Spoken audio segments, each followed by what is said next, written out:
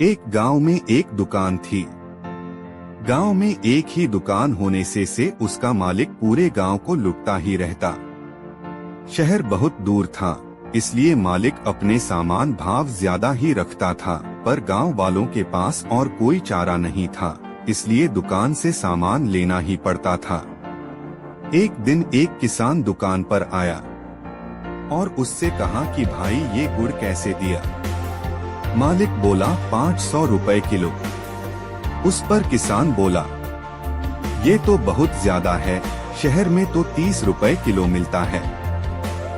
इस पर मालिक बोला तो मना किसने किया है, जाओ फिर वहीं जाकर ले लो, जब शहर जाओगे ना 200 रुपए भाड़ा और 2 दिन लगेंगे, ऐसे में तुम्हारा ही नुकसान होगा। अब बताओ लेना है कि नहीं। अब वो किसान सोच में पड़ जाता है, क्या करूं, यहाँ से लूं या ना लूं, फिर शहर जाना पड़ेगा और आना भी पड़ेगा। किसान दुखी होकर वहाँ से गुड़ ले लेता है। इसी तरह पूरा का पूरा गांव उस मालिक से परेशान था, लेकिन इसका कोई उपाय समझ नहीं आ रहा था। लालची मालिक कभी कभी गांव वालों को उधार भी सामान दे देता था और बदले में 2 गुना 3 गुना ब्याज लगाता था। नहीं तो उनके बर्तन कभी उनके जानवर कब्जे में कर लेता था। गांव में रामू नामक एक व्यक्ति रहता था। वो बड़ी मुश्किल से खेती किसानी कर अपना पेट पाल रहा था। उसकी गाय को दुकान के मालिक ने कब्जे में कर रखा था। उधार का ब्याज बढ़ता ही जा रहा था। रामू अपनी गाय उस मालिक से छुड़ाना चाह रहा था। रामू ने मालिक से कहा कि ये गाय मुझे दे दो, मैं इसका दूध बेचकर तुम्हारे सारे पैसे चुका दूंगा। दुकान का मालिक बोला, जब गाय मेरे कब्जे में है तो दूध भी मेरा हुआ ना, पहले पूरा कर्जा चुका फिर गाय तेरे को दे दूंगा। रामू को बहुत गुस्सा आया। फिर वो अपने घर वालों को बोलकर शहर की ओर निकल पड़ा। वहाँ उसने देखा कि सामान तो बहुत सस्ता है। वह दुकान वाले से परेशान था ही। वहाँ एक सेठ की दुकान पर नौकरी करने लगा। वहाँ नौकरी करते हुए उसे 1 साल हो गए।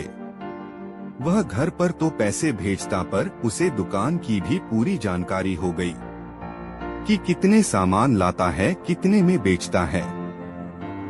एक दिन उसने अपने सेठ को गांव के बारे में बताया कि वो मालिक हमें कैसे लूटता है। यह सुनकर सेठ बोला, तू एक काम कर रामू, तेरे गांव में एक दुकान खोल और जो भी प्रॉफिट होगा आधा तेरा आधा मेरा। माल मैं भेज दिया करूंगा, लेकिन कभी बेईमानी मत करना। रामू ने कहा, सेठ इसी बेईमानी ने तो मुझे शहर में ला दिया। मैं तो बस उस दुकान वाले को सबक सिखाना चाहता हूँ। सेठ बहुत खुश हुआ। उसने सारी व्यवस्था कर दी। रामू ने उस दुकान के ठीक सामने एक दुकान किराए पर ले ली। उसके ठीक 1 हफ्ते बाद सेठ का सारा सामान भी आ गया और सेठ के नौकरों ने उसकी दुकान सजा दी। फिर उस दुकान वाले को बहुत बड़ा झटका लगा।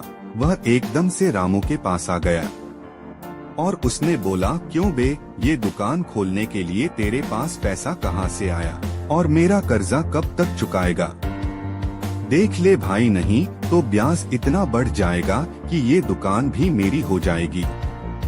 रामू उसे कहता है, चल बता कि तेरा पैसा कितना है। मालिक जल्दी जल्दी बही खाता देखता है और रामू उसे पैसे दे देता है। यह देखकर मालिक बोलता है, कहीं चोरी या डाका डाला है क्या? रुक जा, मैं अभी तेरी शिकायत करता हूँ। रामू फिर कहता है, मैं तो नौकर हूँ, ये तो सेठ जी की कृपा है। बाहर जाकर देख, बोर्ड में उनका नाम लिखा है। शहर जाकर उनसे पूछ। मालिक घबरा जाता है। फिर रामू से प्यार से बात करने लग जाता है। वह कहता है, एक काम कर, तेरा सेठ तो शहर में बैठा है, उसे क्या पता कि तू कितने का सामान बेच रहा है। एक काम कर, मेरे वाले रेट पर ही सामान बेच, इससे तेरी दुगुनी बचत होगी और जो हर महीने तेरी पगार आएगी वो भी बचेगी और मेरी दुकानदारी भी बची रहेगी। ग्राहक यहाँ से ले या वहाँ से, मतलब तो एक ही है ना। रामू उस दुकान वाले से, मैं तेरा धन्यवाद करना चाहता हूँ। मैं आज तेरी वजह से मैं यहाँ तक पहुँच पाया। ना तू मेरी गाय पर कब्जा करता और ना मैं शहर में नौकरी करने के लिए जाता और ना ये दुकान खुलती। धन्यवाद। इस दुकान को मैंने इसलिए खोली है ताकि गांव वालों को उचित रेट पर सामान दे सकूं। और सुन, यहाँ शहर से भी सस्ता सामान मिलेगा। अब तू निकल यहाँ से। धीरे धीरे रामू की दुकान चलने लगती है। दूसरी तरफ कोई ग्राहक नहीं होता। धीरे धीरे रामू गांव वालों को भी उधार देना शुरू कर दिया, वो भी बिना ब्याज के। उसने 2 नौकर भी रख लिए।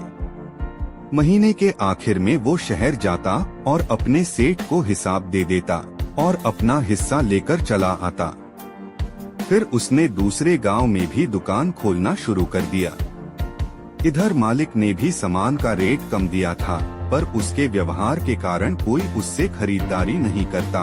ये तो बस एक कहानी थी। मैं बस इतना बोलना चाह रहा हूँ कि अपने लालच को इतना भी ना बढ़ने दे जैसे उस दुकान वाले ने बढ़ने दिया, क्योंकि कर्म का फल सबको चुकाना पड़ता है। और इसी तरह के कहानी के लिए वीडियो के लिए हमें सब्सक्राइब भी कर ले। मिलते हैं अगले वीडियो में, तब तक के लिए बाय बाय।